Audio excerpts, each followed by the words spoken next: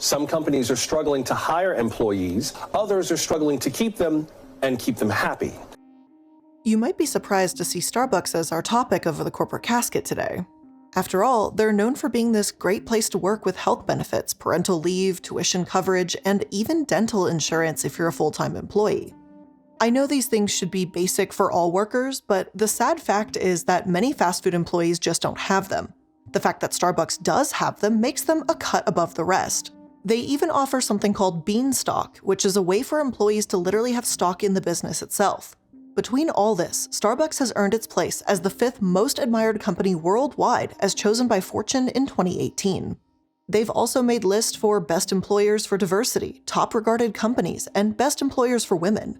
Then why is this fantastic employer the subject of today's corporate casket?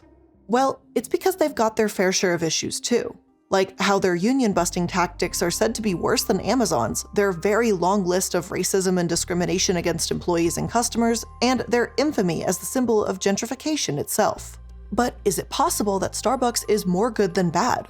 Well, any of you that have been on this channel for a while now know that personally, I think it's just about impossible to have an ethical billionaire.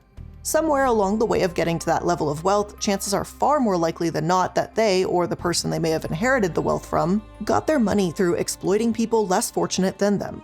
Maybe that means vast overconsumption, enormous carbon footprints, forced labor, or if you're Jeff Bezos, all of the above while also having your workers pee in bottles because they're not given a proper bathroom break.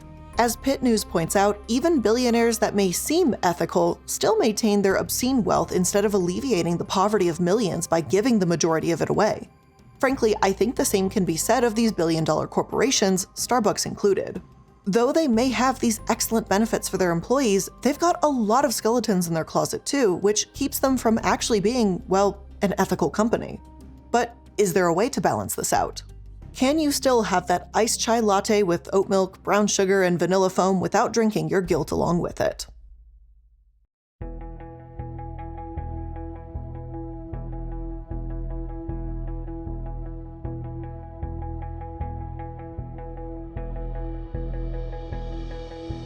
Hello and welcome to the Corporate Casket. I'm the Illuminati, and today as we're going to get into the topic of Starbucks, let's go ahead and just start right off the bat with the skeletons at the front of their closet.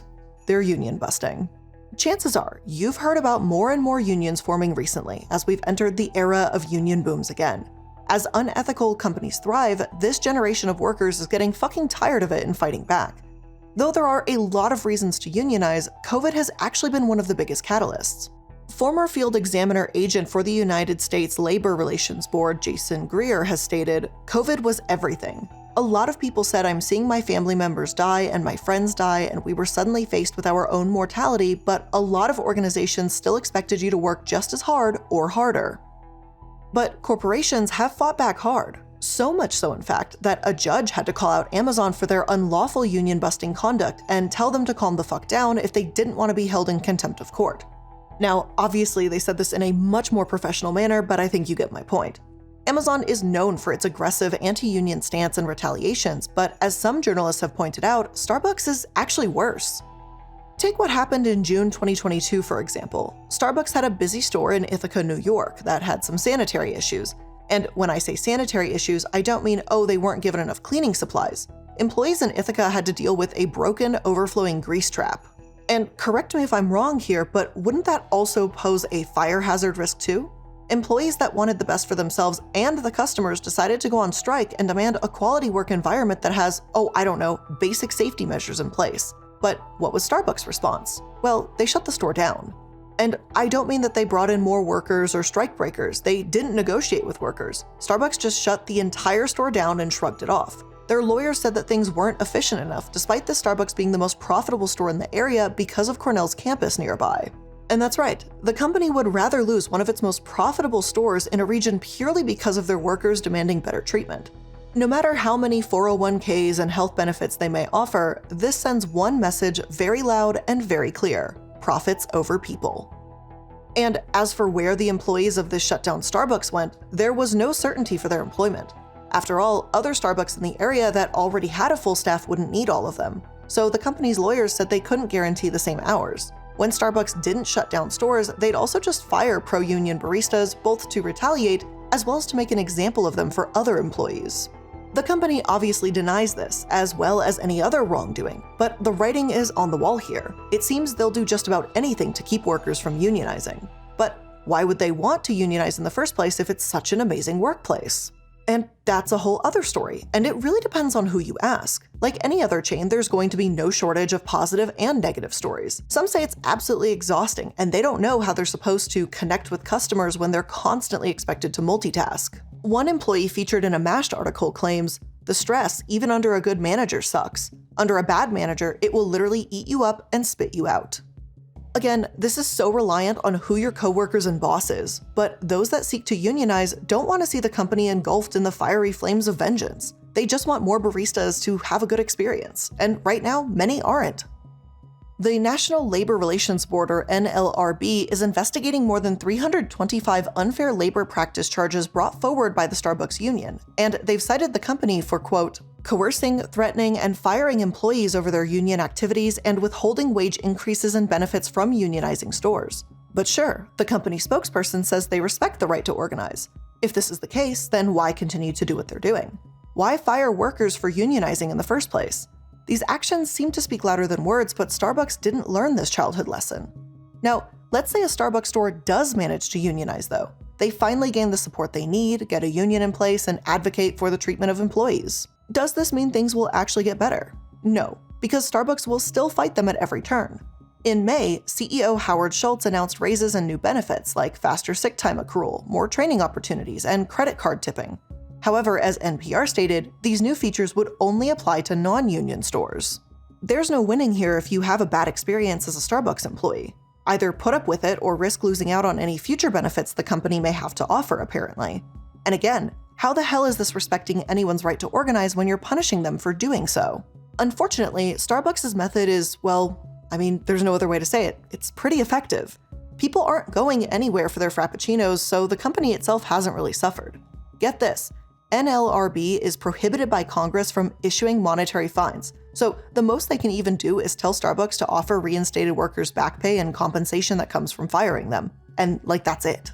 Literally, the only way they can tell Starbucks to play fair is to kind of give them a little bat on the wrist and tell them to pay a worker that they should have been paying in the first place. So truthfully, if we're talking about corrupt businesses, which is what we do a lot of the time, what corporation wouldn't break these laws when all it is a little itch on the wrist, a little scratch, a little bat every once in a while? The reality is that the consequences are so minimal that they're actually better off firing someone unfairly and instilling fear into the other employees than actually obeying the law. And that's a huge issue. This isn't just for Starbucks. This is a huge overarching issue with many companies everywhere. Any reimbursement or consequences also rely on one crucial point, proving that Starbucks is sabotaging union efforts in the first place. If Starbucks does unlawfully fire you, not only do you have to work incredibly hard to prove it, but then you have to cross your fingers and toes and hope and pray that the NLRB will eventually get to your case. Their staff has unfortunately been cut by 40% since 2014, so good luck trying to get the attention of this incredibly underfunded and virtually powerless board and hoping they can hold Starbucks accountable. To be blunt here, I just don't have a lot of hope for Starbucks allowing unions without pushback that will severely hurt workers. While I was looking into this, I found an article that said Starbucks has trampled on workers' rights to organize a labor union, and that article was 15 years old. That meant that long before the NLRB's funding was almost cut in half, and long before COVID was even a thing, Starbucks was stampeding over any whispers of unionization. One of their managers, according to an NLRB judge, had also illegally prohibited employees from talking about wages or other terms of employment. And what was their consequence for this, you might ask? Well, it's the same as it is to this day. Some back pay and reinstating those that had been fired illegally. It's clear as day that these consequences were not enough to deter Starbucks from using the same tactics over a decade later. The fact that this slap on the wrist is all we can do to stop them is honestly exhausting. The New York Times reported that the 88-page ruling, and yes, 88 whole pages, it detailed a bitter, escalating battle with Starbucks and the union that, by that point, had lasted 4 years. 4 years of complaints around working conditions, strikes, petitions, unfair treatment, and allegedly illegal firing all culminated in, hey, don't do that, hire those people back and pay them their salary again. What progress. And look, no matter how much you love a good cup of overpriced coffee to start the day, Starbucks is still a corporation, and they still want what's best for themselves, which is the most amount of money possible. But there's so much more we have got to talk about too. What about that inclusive workplace? Does it actually exist?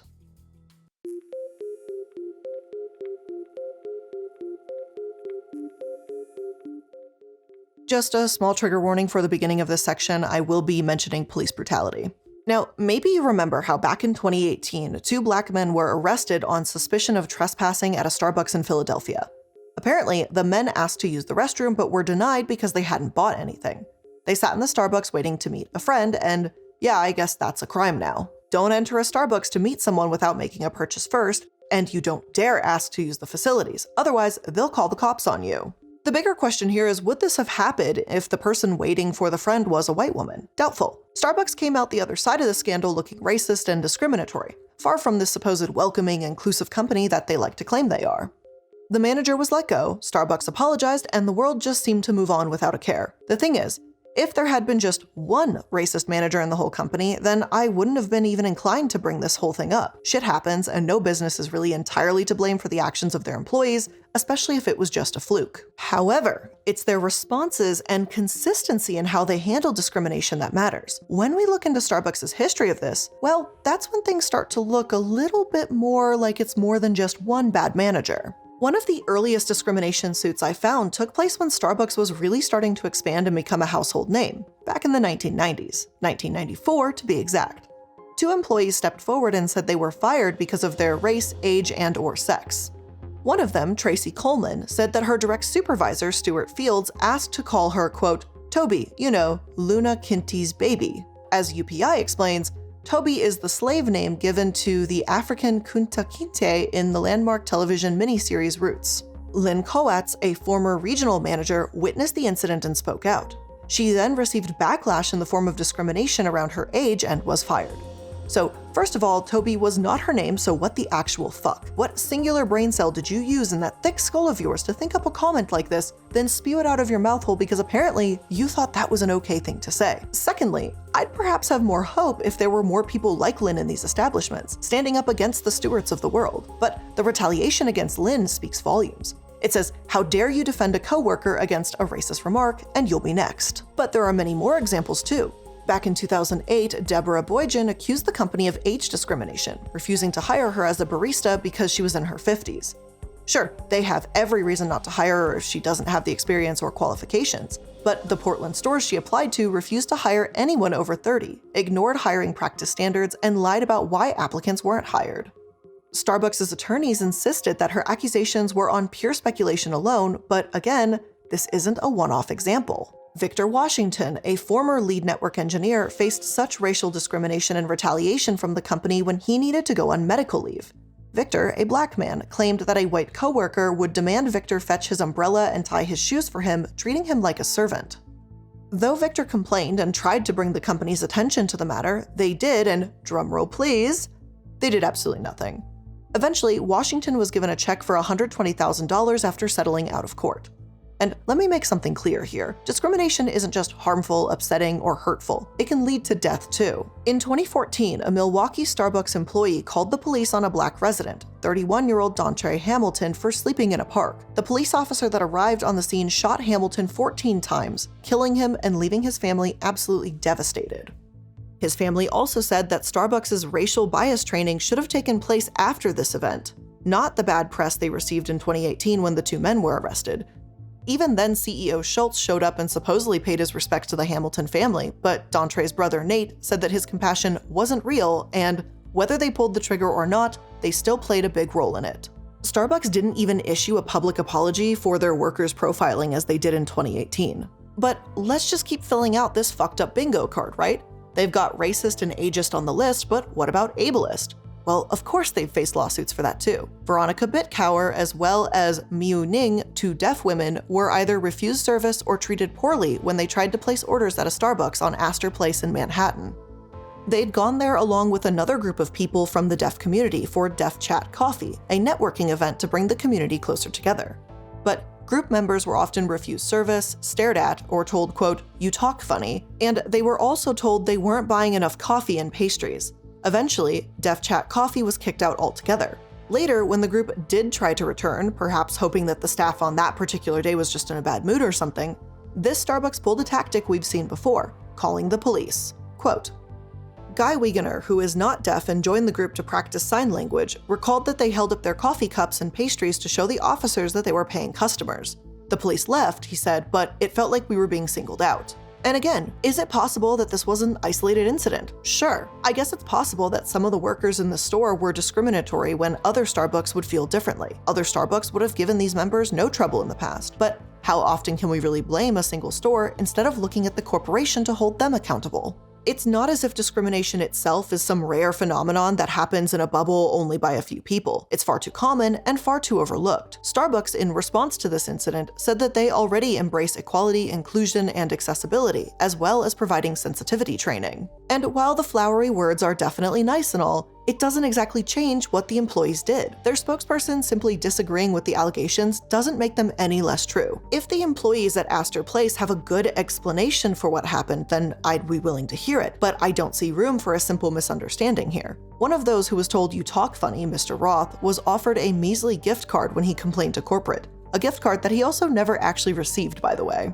His experience, in addition to the other responses we've seen come out of corporate, makes it really hard for me to believe that this is just a store or two with a problem. But hey, don't take my word for it, take the US government's word for it.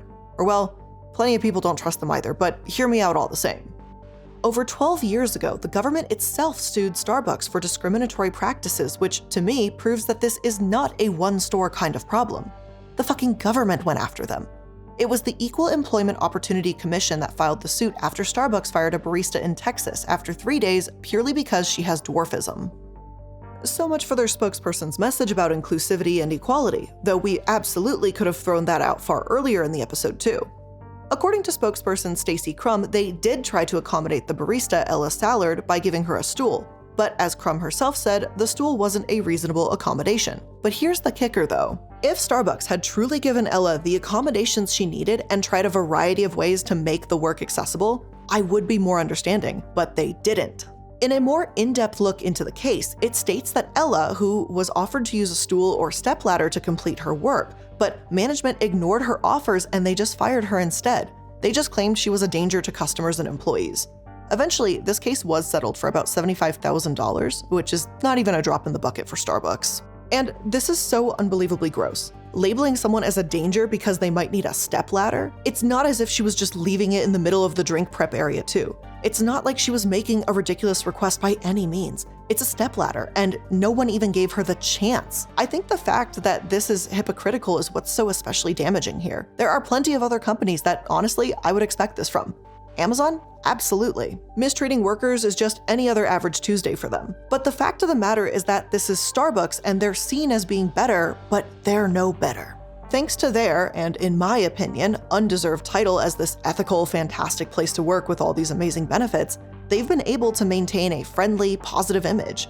To this day, there's an abundance of articles online about how they're one of the best companies to work for. Their ratings on Indeed are relatively high, and you can easily find listicles about the pros of being a Starbucks barista. I don't really see those same articles about other corporate giants, unless they're being posted by the corporations themselves, honestly. But make no mistake here, Starbucks has taken some excellent steps forward in offering healthcare and benefits that so many US companies just don't. But until they put their money where their mouth is and actually abide by their promises of equality and inclusivity for all employees, then let's just chill out on the praise a bit, right? Like, we don't need to praise someone for doing the bare minimum anymore. But before we end today's episode, there's just one more thing I need to talk about, and that's the Starbucks gentrification issue.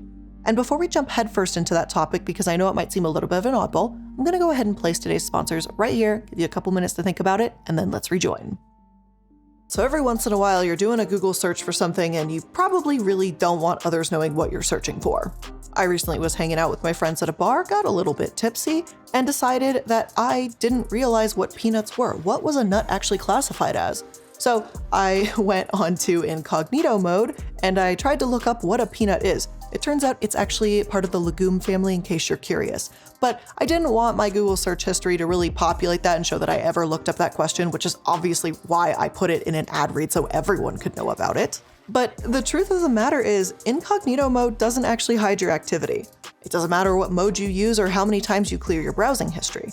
Your internet service provider can still see every single website you've ever visited. That's why even when I'm home, I never go online without using ExpressVPN. It doesn't matter who your ISP is. ISPs in the US can legally sell your information to ad companies, which of course then give you some strangely targeted ads. So I'm very certain I'm about to get ads for peanuts or something very soon. ExpressVPN is an app that reroutes your internet connection through their secure servers so your ISP can't see the sites you visit. They also keep your information secure by encrypting 100% of your data with the most powerful encryption available.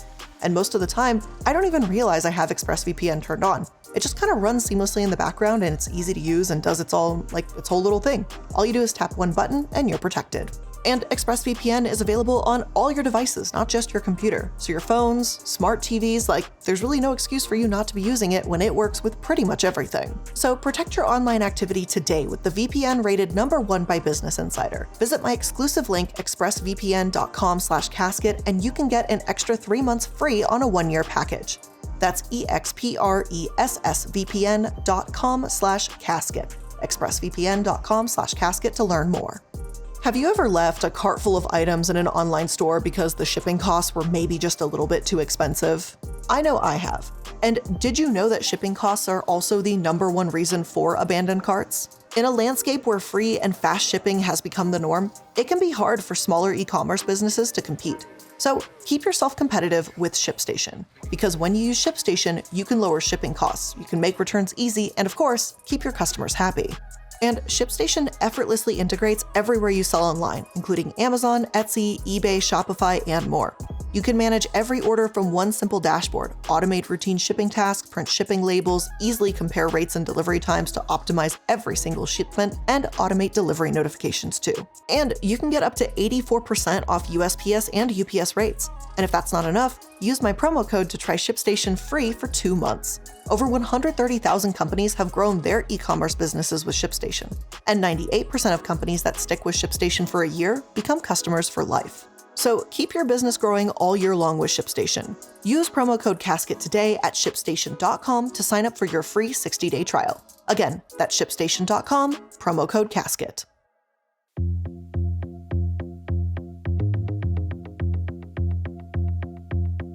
Now, in the late 90s, but absolutely in the 2000s, 2010s, and now 2022s, what a weird thing to say, Starbucks has kind of become one of the major symbols of gentrification.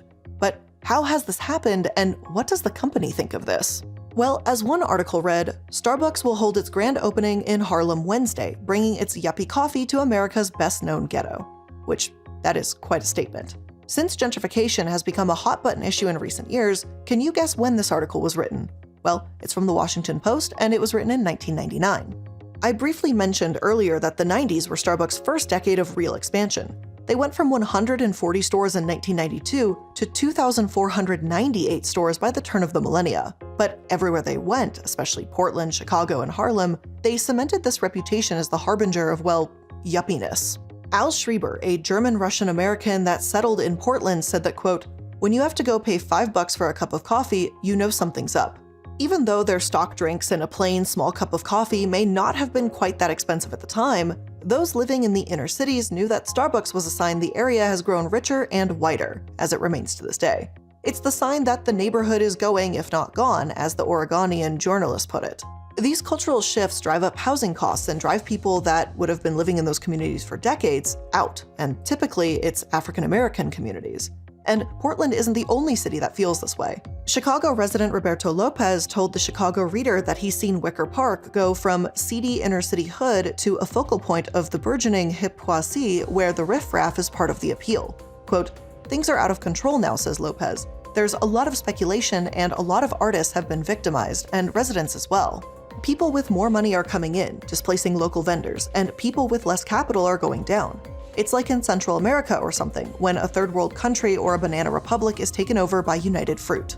And to be clear, no, I don't think that Starbucks alone is behind gentrification and pushing longtime residents out of communities. It's way more complicated than that, and this would be a not even remotely justifiable explanation. But they have become a symptom of it and inexplicably tied to it. When the first Starbucks goes up, with its drinks that are so overpriced they're not affordable to lower income families, it's no wonder why they might be one of the very first businesses that come to mind when you think of the word gentrification. If Starbucks made an effort to work with the communities they're entering, then this may not be such a point of contention. But as the Los Angeles Times pointed out in 2001, Starbucks is also weakening unions and workforces. And as we just saw, they have a history of discrimination. They're happy to set up shop in a predominantly Black neighborhood only to treat Black workers and the immigrants they hire as if they're disposable. How sad is that this is a reputable place to work for? That this is supposedly more ethical than the majority of other large chains out there, and that this is still how they behave even with this reputation. I don't want to say that you can never enjoy a mocha frappuccino with extra whipped cream ever again, but I think it's important to talk about Starbucks so we can recognize it's not as reputable and fantastic as it seems. There's plenty more to hold Starbucks accountable for, but unfortunately, I won't be holding my breath either. But with all of that being said, that is where we're going to end today's episode of The Corporate Casket. Thank you so much for joining me to the end of today's episode. I really do appreciate it. I know there's a million things you can be doing in the world, yet you chose to spend about 30-ish minutes here with me. So thank you for that. As usual, please make sure that you're liking, following, and subscribing to stay up to date with all the latest content. If you want to connect with me outside of these episodes, you can go ahead and click on my Linktree link. It's going to have a nice little organized list of all of my social media and all sorts of projects that I'm involved in. Thank you so much for joining me for today's episode again. I really do appreciate it, and I look forward to speaking with you in the next one. Bye!